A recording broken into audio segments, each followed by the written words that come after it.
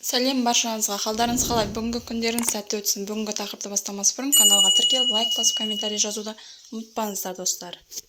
Отандық шоу-бизнестің жұлдызы Мақпал Исабекова денсаулығына қатысты ел күтпеген жайсыз жаңалықпен бөлісті. Танымал әнші ауыр сырқатқа душар болғанын айтты.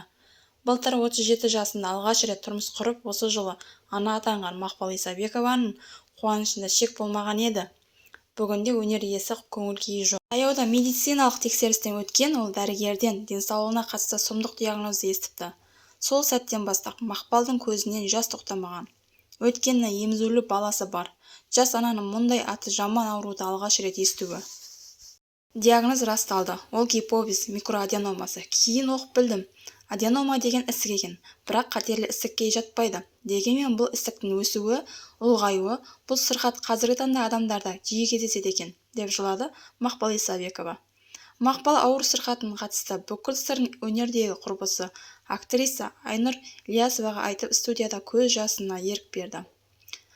Мақпал Исабекованың денсаулығына алаңдаған халық оны жұбатып әлек. Әлі жассыңдар, ауырмаңдар, дер кезінде ем қабылдасаң бәрі жақсы болады. Мақпал, сен мықты қызсың. Бұл сырқатты да жеңіп шығасың. Дер кезінде ем қабылдасаң барлығы жақсы болады, деді желі қолданушылары. Соңына дейін тыңдағандарыңызға көп рахмет. Лайк басып, комментарий жазып, каналға тіркелуді ұмытпаңыздар, достар.